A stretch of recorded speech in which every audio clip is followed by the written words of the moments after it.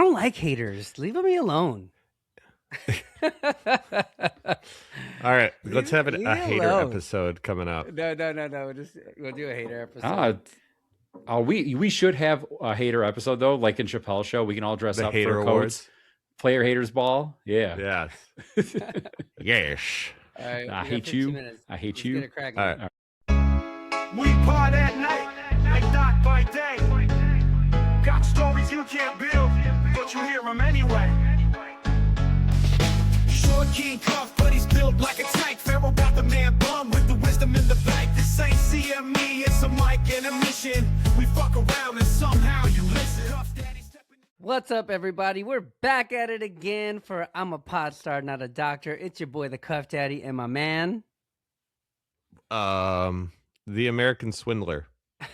He's not a swindler, everybody. I was just giving him shit before the episode. What's up, everybody? It's been a minute, Sharif. What have we been doing? I know. I miss you, buddy. I've been busy. Happy birthday. Bro.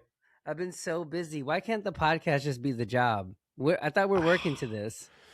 We ask all our listeners to listen more often, tell your friends, because Danny and I want this to be our job. I want it to be, I'm a pod star, not a doctor, just as the name says. We just, surgery's This fun. is what I want to do. I just want a pod. Yeah, just the podcast. So we just talk about surgery now. We just won't do it anymore. Yeah. That's Did you do any today? No, I did a couple on Tuesday. Last week was a big week. The week I had like 10. I think I did like 10 to 12 shoulder replacements this month and a bunch of other stuff. But it was a busy. It was a busy month. Lots of shoulder replacements, dude. People are getting old, and the arthritis is rampant. Everybody, arthritis is rampant. Stay AI inside your house. causes arthritis. AI. You know what AI causes? Brain rot, dude. I like AI. Look, I always say, I've said it on the podium, like AI is not going to replace doctors, but the doctors who use AI will replace the doctors who don't. I don't know if that's really true, but it's definitely helpful. So I have Claude like checking my emails now. I made a little program and it like deletes the emails. And then really? Yeah. Okay, talk to me about Claude. Who's Claude? So Claude is just another AI platform. It's kind of like it's not OpenAI ChatGPT. I don't understand like how it works. It's just like a different computer. It's pretty good. Like it can make posters. It can help you with presentations, and it actually will give you like images. So it kind of like it does a lot more. And then I'm still learning to use it, but you can basically make it learn how to do stuff on your computer. Like you can connect it with your Word, and it could be like a super spell checker. You can use, and there's another AI platform called Open Evidence AI. And I like that one. Yeah, that one's great. So if you guys don't know about this one's awesome. So you basically go to Open Evidence AI. Let's say you're writing a paper, you want to look up, I don't know, do PRP injections work for partial thickness rotator cuff tears? And I don't know if it hallucinates as much because it basically pulls all the articles with a PubMed hyperlink. And it's like a rapid researcher. So forget the med student, forget like the college student who wants to be a doctor. You don't even need that anymore. You just use this AI bot to do all your research. So on whatever topic. You're saying F them kids, use Open Evidence? No, I'm just saying like it's taking jobs, right? Like I wanted to once I can get it to scribe for me, I'm looking for a scribe. Once I can get it to scribe for me accurately and give my like risk benefit note and indications and stuff for surgery in my plan and get my exam to the T. I mean, that's all I need. Dude. That's going to make that's the holy grail. That's the holy grail. Cause I mean, all we do is write stupid notes. I love seeing patients. I hate writing stupid notes. I hate writing stupid notes and appeal letters to the insurance companies. It's just stupid. Word. Right? So, but the problem is that they're using it too, right? The AI, the insurance companies using the AI to rapidly deny everything or to look up stuff. But, I think that if they're really using it appropriately, they would find that actually the stuff that we want to do is all indicated. Yeah, totally. Right. But then they'd have to figure out, but they don't care if it's indicated. They care about money. That's all they care about. They don't give a rip if the patient needs it, deserves it, needs it to survive. They don't care because some people think I mean, look, so the insurance people, they're going to save even more money because they don't even need to hire anybody. They're just going to have a robot look through all these claims, right? I mean, do you think, we talked about this before, I don't think that surgeons are going to be replaced by AI, but let's say you're a physician extender and you're a PA. You know, Right. maybe you didn't study as hard. Maybe you don't know as much, but you kind of have an idea. If you kind of have an idea and they have like AI on their phone or something, they go like shoulder pain, anterolateral pain, MRI shows partial thickness tear. What do I do? And then it basically could tell them what to do. And I don't know if that's good or bad. We're going to kind of see, but that may be an avenue to kind of help the physician extenders, right? Like we don't need that because we read articles because we're a bunch of nerds. But for people that don't, they have it at their fingertips now. They could just do rapid research on the fly. Totally. I don't know. Right now, it just seems like AI is nefarious. It's against us. I think honestly, I think it's going to ruin the world. So the problem is like you start. The Pope came out last week and said we got to control AI. Yeah, dude. I mean, the other thing too is like kids are using it. I mean, patients are coming in more knowledgeable because of it, which I appreciate. You have to kind of like still teach them. I like stuff. that. But I think it's going to affect your ability to like think critically because you're not going to think anymore. You're just going to like, what's this? And then ba-da-da-da-da, you know? So, I mean, I use it for micro learning. I have the AI Grok on my Tesla and like, I'll ask it stuff about, I don't know, my dog, like workouts, food, like whatever, but it's pretty good, you know? So I do. Well, that's what I use, like my Siri on my watch. Like I'll just Siri ask sucks. it a question. And oh, she's terrible. She's an idiot. But it was the sorry, Amazon Siri. lady. The Amazon lady. She's terrible. she woke up. Yeah, dude. Alexa. She said she's shit. terribly sorry. Oh yeah, dude, she sucks. Oh boy. Yeah. No, but the point I'm trying to make is everything is right there. So why I have found that unless I carve out time to read or pick a topic that I want to kind of get smarter at, I don't read because I know that, like, why would I? That's what I'm saying, dude. Like, I actually wanted to go get a book because I'm like, I need to start reading more because I've been doing so much audio learning, but that's how people learn, right? So I actually, you know, you use the company. So we work with that company, Hyatt Tech, and they made me a digital avatar that's AI, and it's great. Like patients, I tell patients to scan the QR code. They learn about nutritional supplementation. They learn about surgery. I have one for my post-op, and they like it, right? They're watching this video, right? So there's no more handouts anymore because people don't read. But the problem is like we're starting to kind of get like that. We're watching Instagram videos, or we're watching YouTube videos, or now like there's a bunch of AI stuff you're learning from that. Like we're gonna forget how to read. Oh, I know. People don't even know how to write. Like, have you tried to write? Do you feel like your writing sucks? I don't write. I mean, like I was thinking about that the other day. Try to write a letter. Go tonight. Just try to write a letter to me. I bet you're gonna like. I can't unless I can dictate it. I need to dictate it. That's what I'm saying. I need to dictate it, and then it's gonna get to a point where I'd be like, write a letter to Danny. In it, put a sentence about that. Sincerely, your big friend Sharif. Okay, Click. so I already do that for emails. Like, right. If you're not using AI for email, like you're just wasting time. Like that's what I do for emails. Hey, I want to write an email to Sharif. I want to thank him for this, that. I want to invite him to this meeting. I need him to do these 3 tasks. Sincerely, Acevedo. Boom. Email done. Done. Send.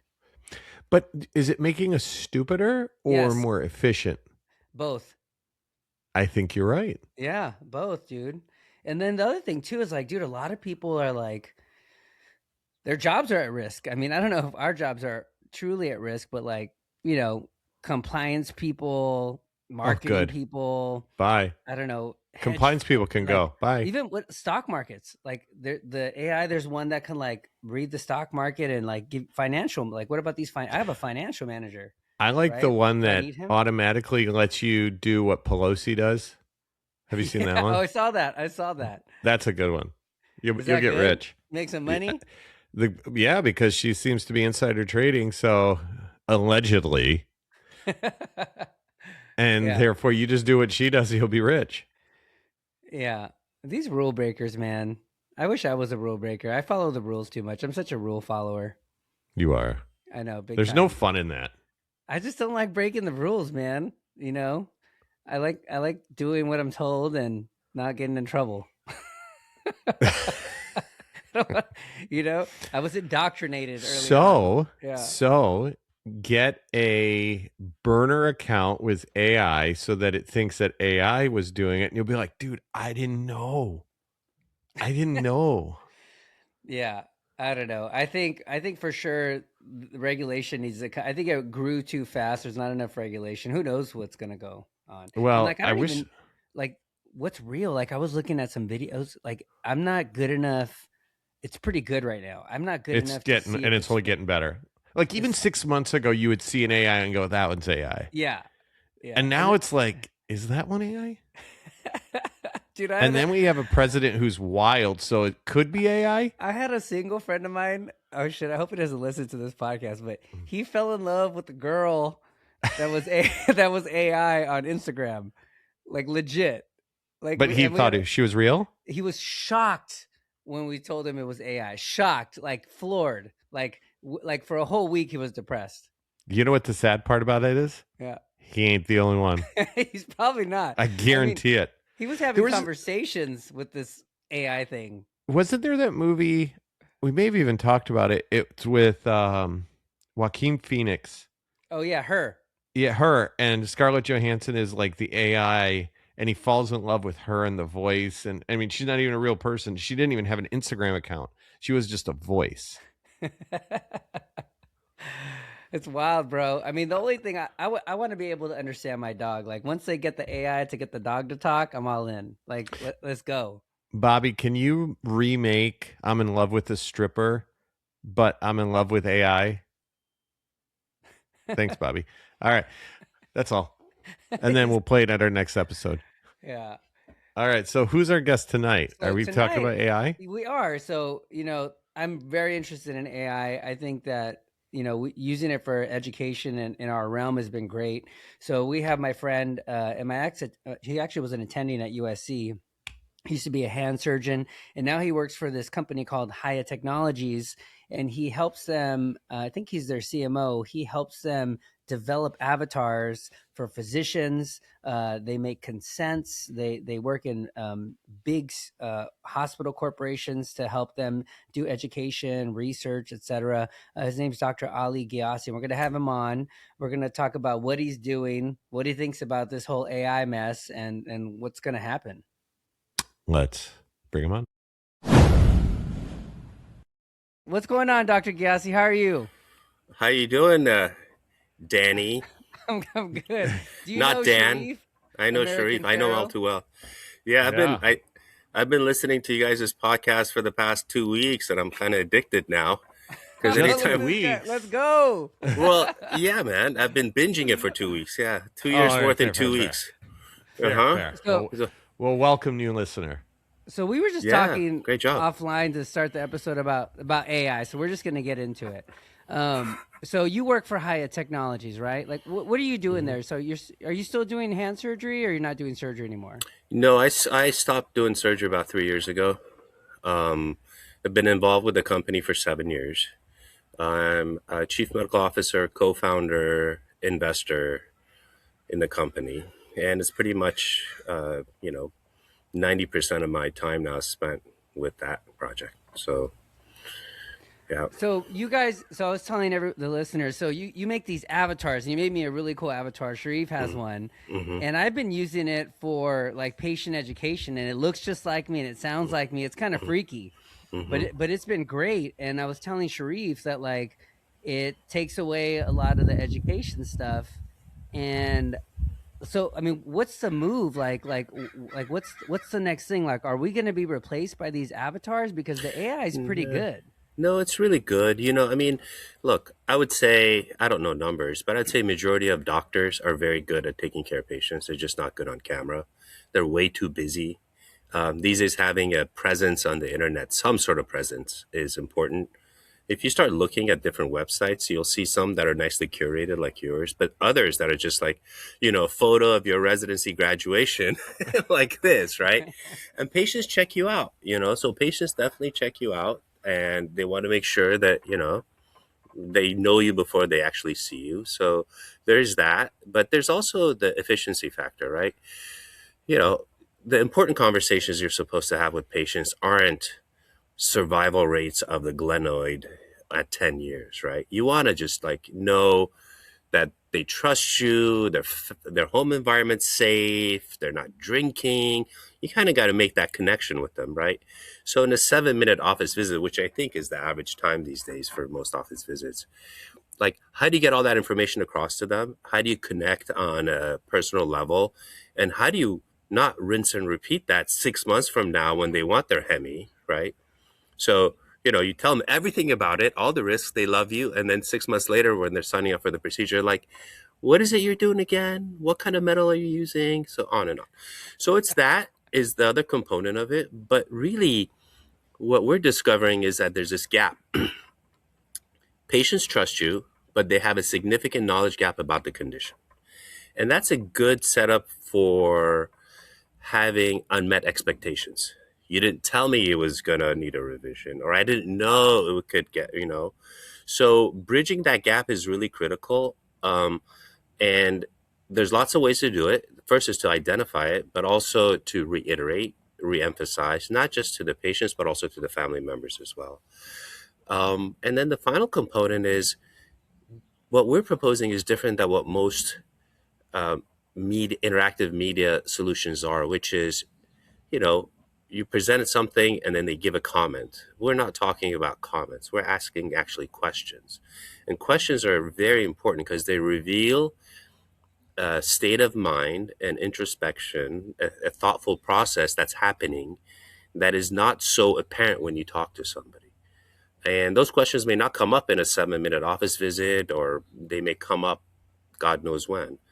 And they're important. Like, for instance, for our, in one of our clients, the most asked question was, "What type of metal are you putting in me?" Right? To me, it's like, why would you want to know that, right? Don't you want to know like when you're going to be able to raise your hand over your head? But those are the important questions, and understanding your audience is really important, as you guys know. And you just can't do it in that, cold environment where all they're thinking about is, how much is parking? do you do you, val- do you Validate. do you validate? Right? That's all they're thinking, man. They're making sure you have no mustard stains on your shirt and making sure you validate. And that's it. They're just sizing you up. They're not there to get the information. But yeah. So that's what I've been doing, and it's been a lot of fun so far. So where do you think we're heading? I mean, Yeah. Danny introduced me to you. Gosh, it's been almost 2 years now. Yeah. And in those 2 years, it's crazy how much has changed from DJ Carlos to now us. And Carlos was an avatar that was who was he? A SEMI? Yeah. And We call them continuous like, medical educators. Yeah. yeah. So he was like A cartoon he was guy. like he was like a Wii guy, like from a Wii Sports, and he would tell you the stuff that's within the and now he's been put to rest, and he's been taken out to pasture, Yeah. and now it's like a picture of me Yeah. and my voice, Yeah. and it's become like its own avatar, and it's me, and it's crazy. Yeah. So it's moving obviously very fast. So, like, where do you see this going? Because in the 2 years I've known you, it is infinitely better than I thought it would be. Yeah. Yeah. So, No, what's it's 2 years from now look like? It's definitely accelerating, but one of the things to consider, I mean, so we're talking about process automation essentially, right? I mean, that's like, so what is all this? It's process automation, making things automatic as opposed to manual. When it comes to process automation, it's a sequence of events that happens, right? It's not one thing. It's A, B, C, D, E, F, G, and then that's the process. The process automation can only be good as the weakest link within that process. So I don't think you're going to see this amazing shift to autonomous doctors and, on and on. I mean, self-driving was introduced in 2004 and we're just getting going with it. And that's different because, the roads are known and the driving rules are known. So I don't think I think it's going to make, so I'll tell you, okay, let me restate that. What are my fears in 2 years? My fears are not that you're not going to have a job. My fear is that it's going to tell us how to do our job. The clinical decision support tool in your Epic is going to say, you shouldn't get an X-ray, but your gut tells you you should. And I call that the third eye in the room, like another opinion that we don't need. And I think that's going to contribute to more psychological distress for everyone in the environment, because all of a sudden you have this other thing that's telling you you should get that X-ray or you shouldn't. And what is your role and responsibility disclosing that to the patient? Like, do you say, I think you need an X-ray, but the AI told me no. What do you do? Exactly. And then predict the future, right? Like, so then you actually needed the X-ray, you didn't get it, and then fast forward and you were right, and the AI was like, who's responsible? And I think right now it's the doctor that's responsible. No, I think it's always going to be the doctor. I mean, the question becomes, at what point, I mean, there has to be all kinds of disclosures and liabilities that Haya needs to be aware of, because somebody's going to be like, well, Bichet's avatar said that I would not get an infection. Well, no, I never said that. But at some point, what is the responsibility of let's call it the computer in all of this? Yeah. So I think the way you have to frame this is, when you're talking about safety and ethics, they have to be hardwired within the architecture. Just like electricity, right? I mean, electricity is very dangerous, but it's hardwired to a transformer and to an outlet and a transistor and all that, so it becomes safe. You can't expect people to use this tool without the safety belts already in there, right? So the way we've designed it, and it's not sexy AI, it's, it doesn't generate answers. It only gives pre-approved answers that you agree with. And then if it doesn't know, it simply says, you know what? I don't know the answer to this question. So it comes from your content. It has a self-owned analytics component, meaning that you actually see the interactions, the questions asked and the questions answered, to create that safety layer. The way these generative tools work right now is that they will generate an answer. And even if you assume a 0.3% error rate at, hundreds of thousands of users, that's thousands of errors that are being made. And that is the Achilles heel for generative AI, is that it's a probabilistic model. It's not deterministic. It kind of guesses what you want very well, but it's not what you want exactly all the time. So we've layered in an architecture that allows for these safety layers, so it's not just spewing out answers without you knowing exactly what it's going to say. Yeah. Go ahead. No, finish up. As far as where we're going to be with this in the future, I think it's going to be, we're in early parts of this. I think it's going to be everywhere, and it's not going to be this sudden shift. It's just going to be a gradual infusion of these. And it's already happened. It's just people don't realize it. I want the hologram. I want a hologram where I don't even have to go to clinic, and then the patient would just talk to the hologram. And then we go operate. I'm going to be doing surgery, right? I mean, that would be really efficient use of my time. I could help more people doing surgery, and then the avatar is just talking to the patient, at least for the pre-op visit. Yeah. No, so, I mean, as it is, it can do that, right? It can be. So what do patients do when they come see you, right? They come on time usually, or they try to, right?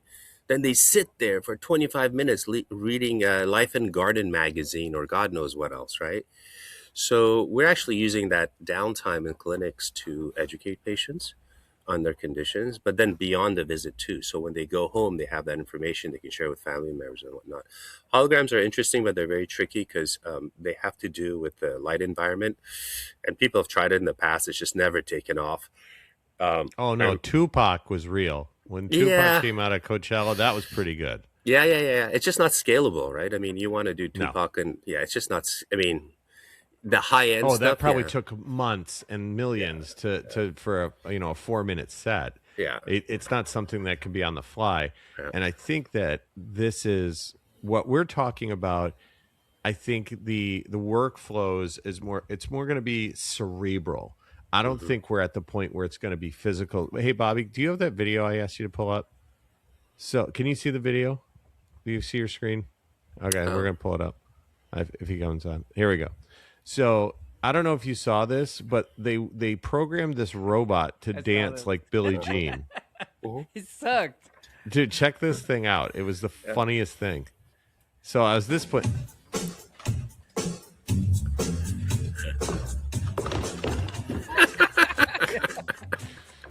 It gets better.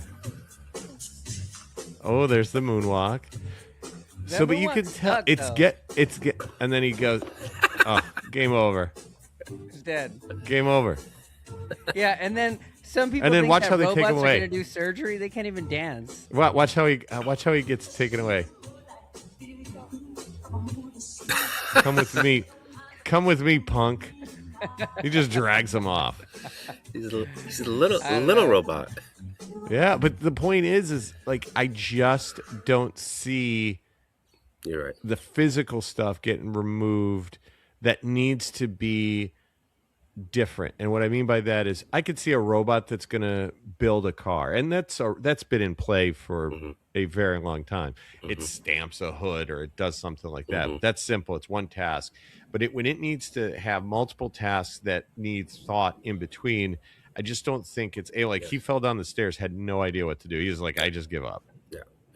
And So if you have let's say you hit a bleeder, you don't have time to like go pick him falls up on the floor. Yeah. No, I mean, I think surgery, look, manual tasks, high dexterity tasks, enjoyable jobs are safe. I would ask the question, have you guys seen the Amazon robot that's sorting packages on the Amazon line, right?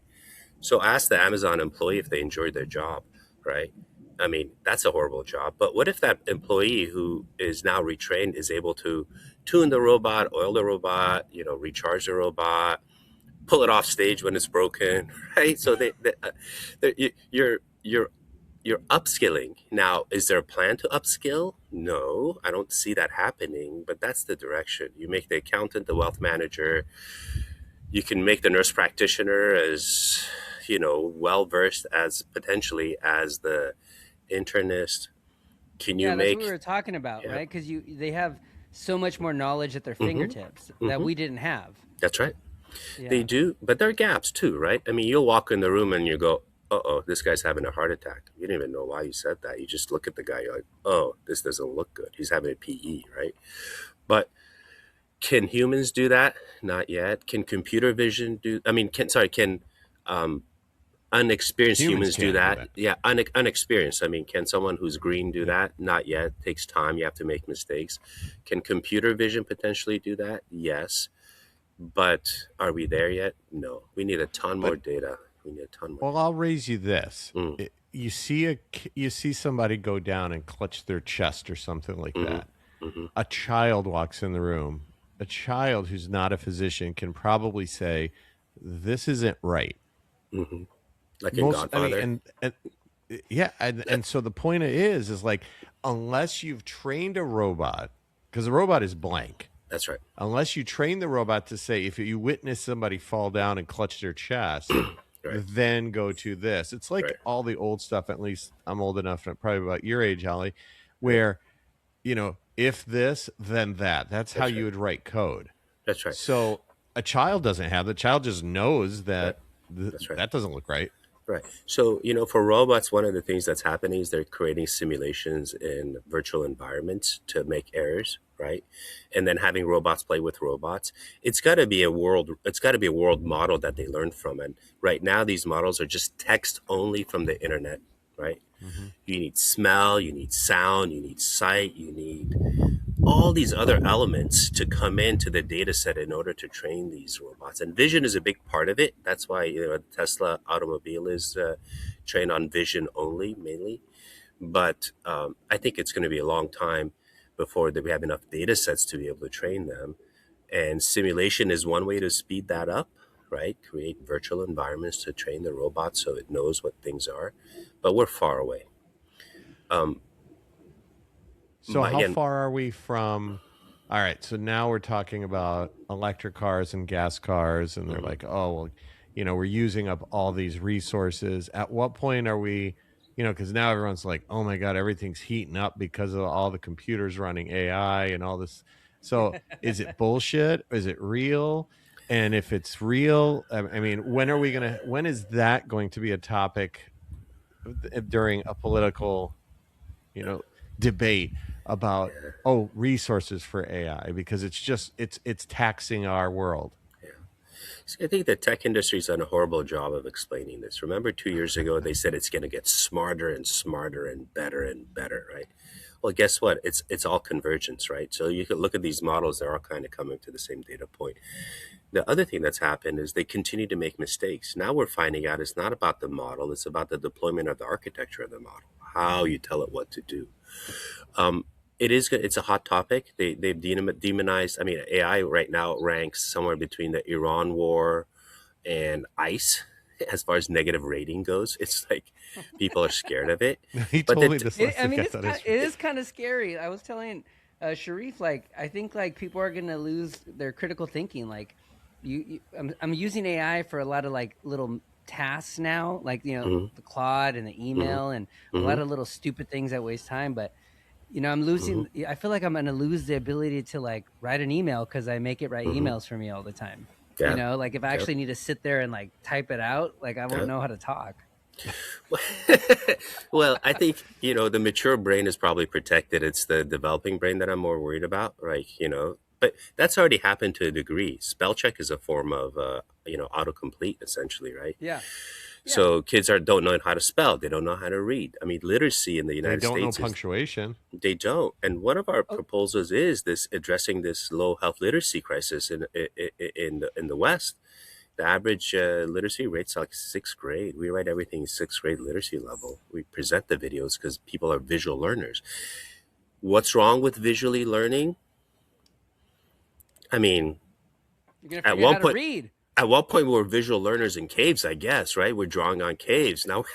So Yeah. you got to know how to read. I agree, but so I don't know. I mean, I think the scariest part is the fact that not having control over the machine, and that's what scares people. It's going to tell us what to do, and I guess to a degree, social media has already done that, right? You watch a Yeah. video and all of this. I mean, my wife sent me a video about this killer tick in Nantucket.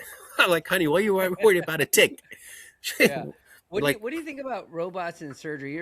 I mm-hmm, don't think we're gonna get a robotic hand surgeon, but the mm-mm, robot blew up with like knees and hips, mm-hmm, and like there's a lot of people who use the robot, and I use the robot for the shoulder, and it's good. You mm-hmm, can put the implant where you want it.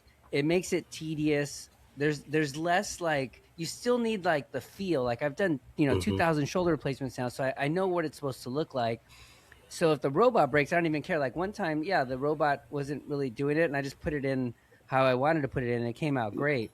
But like, there's probably going to be some surgeons now that only know how to use the robot. mm-hmm, mm-hmm, So Hmm. what are they going to do when the robot's not exact and they have to do a total knee the old school way with chamfer cuts?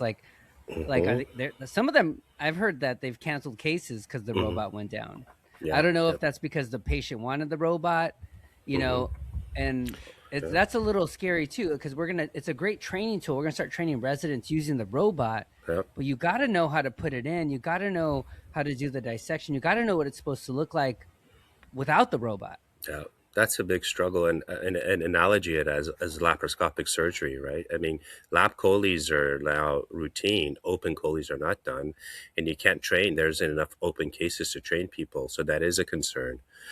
Um, so depending on the machine is going to be problematic, and we're in the transition era, right? I mean, I trained. We'd still go to the metal shop and bend our own plates before the case the night before at the county hospital, right? So we trained in that era, but the newer minds are going to be dependent on that, and that's a huge problem. Having said that, how about the professor's role in all of this, right? You're the famous professor at the university. If you don't use robots, like who are they going to learn from? They're going to learn from the rep. They're not going to learn from you. They're like, I put it in this way. They're like, thank God, thank God you do it that way. The robot, not me, right? So that's a concern. I think fully autonomous robots are far away still. I mean, I know there's knee robots that can do the cuts autonomously. It can be demoralizing, right? I mean, we went into surgery because we like to do the manual work, and all of a sudden you press a button and have it do it. I don't think that's. I mean, I think the autonomous part is far away, but having tools that improve your functionality within the surgery, call it a robot or whatever, is needed. For instance, what if you had a drill bit that could sense the axillary nerve when it's close by within a 5 millimeter distance, right? I'd like And it that. I'd just use that. at a shut off, right? You never worry about plunging anymore, right? What if you had a dissection tool that would identify the plexus for you as you're dissecting using impedance technology? So the tools have to get more refined. They can't get in your, right now they're getting in your way anyways. Like you said, you're like, I'm done with you. I don't want to do the robot thing. I'm better. I'm just going to do it, right?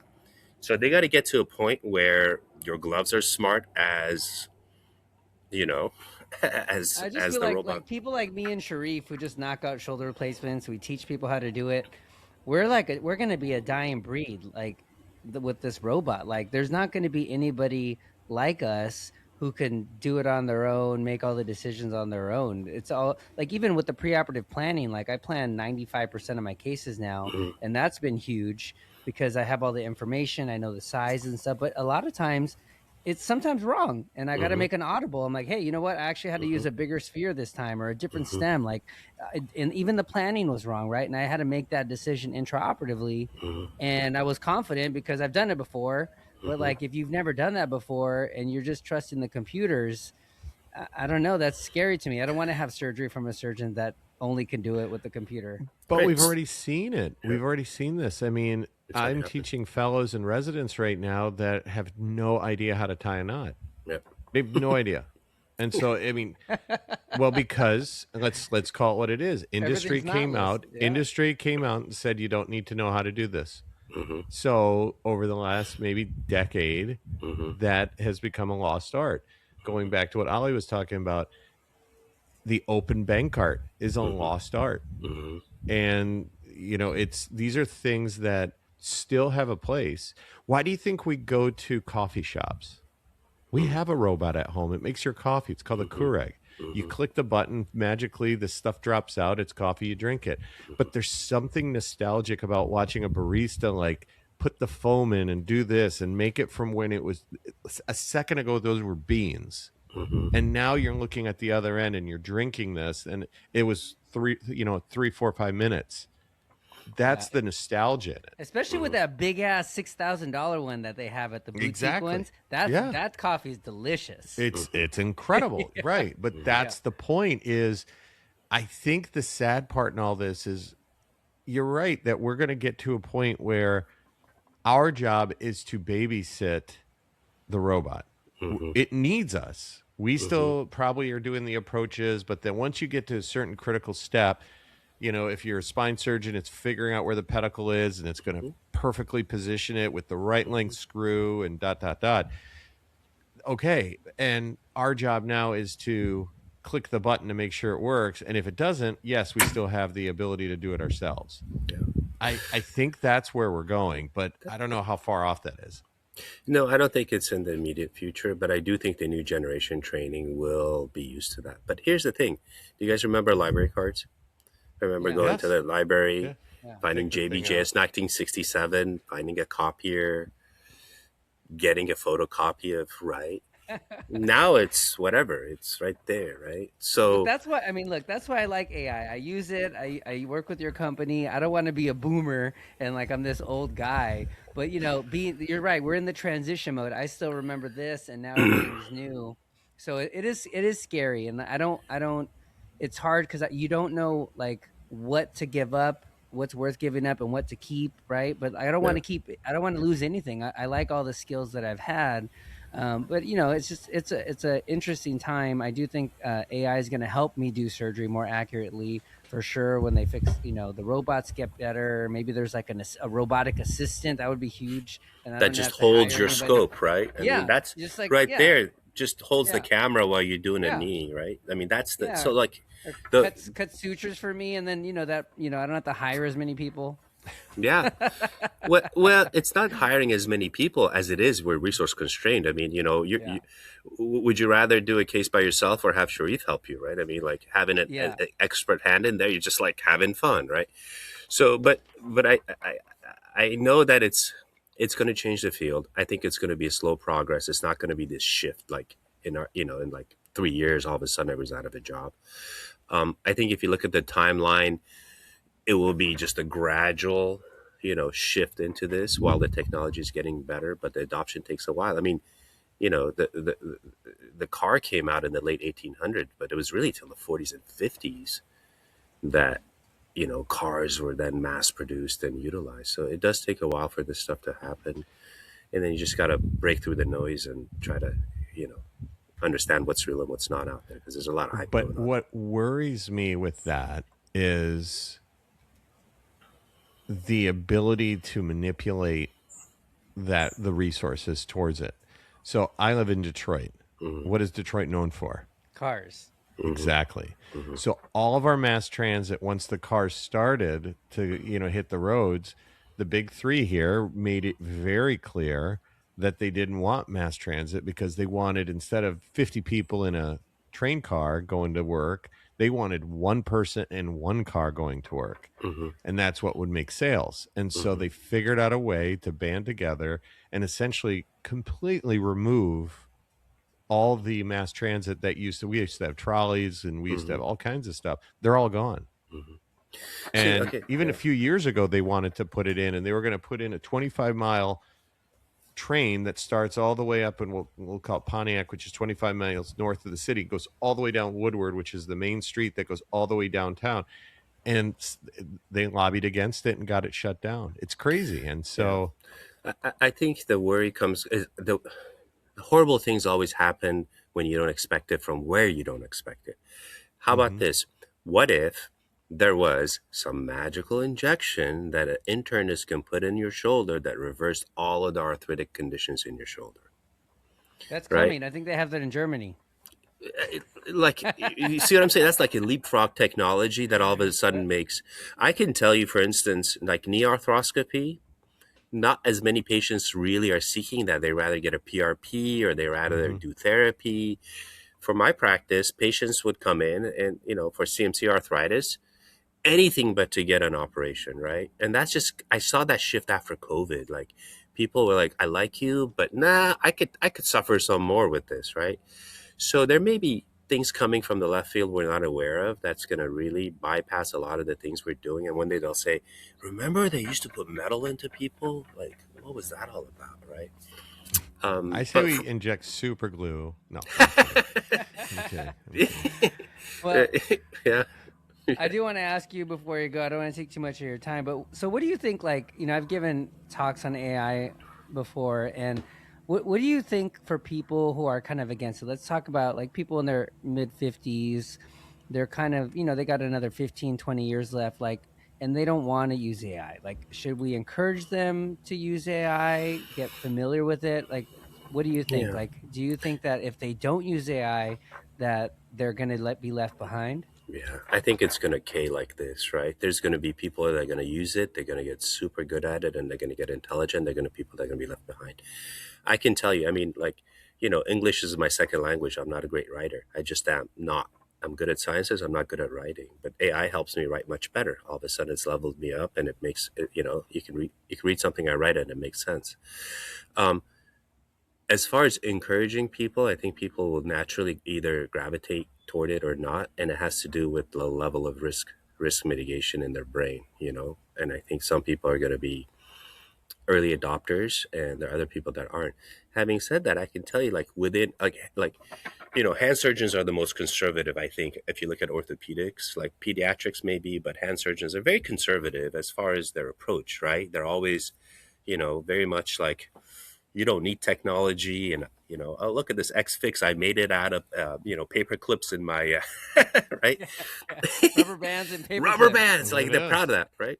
So, but even hand surgeons are adopting it for their knowledge base and whatnot. Patients are using it as well, and people are not maybe admitting it. The fear is that patient that comes in and says, ChatGPT told me I have this, and you're sitting there going, That's exactly what they say. Yeah, but if they're right, I like it because I'm like, oh, actually, you do have that. well, what if you could cut them off at the pass, and then they get your information before, and they're like, oh, I read your thing, and your thing says this, and da da da da. Get them to think a little bit. We have to. Okay, so doctors are teachers. The definition of a doctor is a teacher. for centuries, we've been the village shaman. And what I mean by that is people come to us because we have the knowledge base. I trust you, Dr. Acevedo, right? Now, if we lose that control, then we're in trouble. And we're starting to lose that a little bit because COVID happened, the distrust happened, this whole thing with the vaccine, and now patients are like, what do you know, right? You don't spend 24/7 with me. You're spending 6 minutes with me. And what do you know about my shoulder pain or my knee pain or whatever else? And the guy at my gym told me I could have peptides and I'd be fine. Yeah, exactly. And the guy at my gym, dude, I mean, that whole But the med spa. peptide people are the anti-vax people. It's crazy. Yes, that's exactly right. The people who are like anti-vax are the same ones that are like, I'll put this unresearched stuff in my body, no problem. Yeah, it's crazy. Okay, that's another conversation. Sorry. I also think some of this, again, I think people's overall, it's We raining. probably made you lose your thoughts. Sorry. No, it's raining. It just started raining in LA on June, which is June interesting. gloom, man. That's why it's June gloomy gloom. today. No, these are raindrops, man. Anyway, I I think that people are genetically tuned to be driven toward risk or away from risk, and we're on a spectrum. And depends where you're catching them on a particular topic. Some people are very risk averse when it comes to things, and others aren't. And that comes out in our politics. It comes out in our decision making. It comes out in a lot of other things. I mean, do you think if you genetically tested the founding fathers, you'd find a bunch of genetics that match, a risk profile that's different than people who stayed back in in Europe at the time? Maybe. So some of this is just beyond our, brains. It's kind of hardwired and we don't realize it. Oh man, I well, should- thanks for coming on, Ali. It was a great conversation. My mind's spinning. Yeah. I'm glad. Keep doing what you're doing. I'm excited to see Well- what comes out of High Tech. It's been great working with you, and I'm excited. Yeah, no, we thank love- you guys. We love being your ambassadors and showing off some of the cool stuff that you got coming. And I know this is just the tip of the iceberg. So Yeah, we're just excited getting to have started. crossed paths, and thanks for coming on, and can't wait to see what's next. Love your podcast, man. You guys are doing great. You're my stress relief. And now it's funny. I listen to I'm running out of episodes. Like, what the hell, guys? We have 'cause almost I always 100. complain I'm too busy, and these guys are like, "Get on the show." I Well, know, because half the stuff Danny says when he's bitching about not wanting to do it because he's too busy would be a great episode. Uh-huh. Yeah, no, Danny, sorry about your dogs and on and on, man. Having a grand mal seizure and everything else, man. Yeah. Oh, See, he's just showing off speaking of now that he Speaking listens. of that, Uh-huh. for you, Of my course. dog just had surgery on his eyes. It went fine. I go to the vet, and he hands me this paper with all the post-op instructions, and I immediately thought of you. Yeah. I was like, dude, Ali needs to get into the vet space because We actually are. I need Yeah. help. We actually are. We're connecting with. I can't name the corporation, but yeah, no, we're working. One of our investors is a huge dog person, and we're actually talking to veterinarians, and both on the consent side, because that's the other part we do. We actually use this technology to consent patients, but yeah, but also on the education side. So yeah, that's been on our radar for a while, and we're Oh gonna man, do it. there Yeah, we go. I I'm telling love you, it. man. It's like, All right. yeah, things that matter, right? Things that make the world at least a little bit better for everybody, not a lot worse. So yeah. Well, we All love right, it. man. You take it easy. Enjoy. All right, I'm going to see get you my soon, umbrella, Alan. guys. Thanks so much. Okay, Yeah. bye. Yeah. Great talking to you. How I soon don't know. before? I'm fascinated, man. I don't know. AI is scary. I saw this movie. It's called what is it called? It's called something. Have fun, don't die. Something like that. It was like on Apple TV. So this guy travels back in time. And what he's trying to do is he's trying to insert this USB drive into the computer of the guy who created AI because it destroyed the world. And so that scared the shit out of me because those are the kind of things I think about. But like he said, man, I mean, man, if I had a little video, how my post-op dog recovery, that'd be huge. Just things to make life easier, like write Yeah. emails and stuff. It's been good. I think this is all process-based stuff. I think it's, workflow and making sure that things move efficiently. I think AI does a great job. What terrifies me is you're starting to see some of these fictional things that happened years ago coming to light. And so you're like, shit, is Terminator real? You know what I mean? And so it's like, I don't think we'll see that, but the next generations, like, what does that look like? I mean, how much of the world is robotic and AI driven? And I mean, do we need cars because these things take us around? I just saw that Waymo one video the other day where there's like 43 in one like cul-de-sac and had no idea what to do. They're so weird. I see they're all over LA. I haven't been in one yet. I'm kind of fuck freaked out that. about it. I mean, I don't know. That's just me right now. My sister-in-law takes them all the time. She in Culver City. She said they're safe. Oh, I don't doubt they're safe until they like don't know what to do. Or what if can they be hacked, right? Like, I don't want to be in one and then it gets hacked and then it's like one of those Black Mirror episodes and then it runs me into a wall because like haters gonna hate and they like wanted the Cuff Daddy out.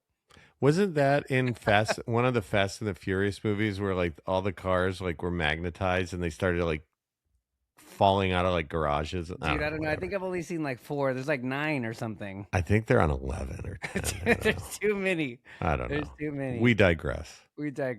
Anyways, thanks for tuning in, guys. Hope you guys enjoyed that episode. More to come. Don't worry, I'm not going to quit. I love this podcast. I like hanging out with Sharif. See you later. I love Danny, period. End of story. Full stop. And Bobby. Find us where you find your social. Goodbye. Peace. We part at night, like dark by day. Got stories you can't build, but you hear them anyway. Short King Cuff, but he's built like a tank. Pharaoh got the man bum with the wisdom in the bank. This ain't CME, it's a mic and a mission. We fuck around and somehow you listen.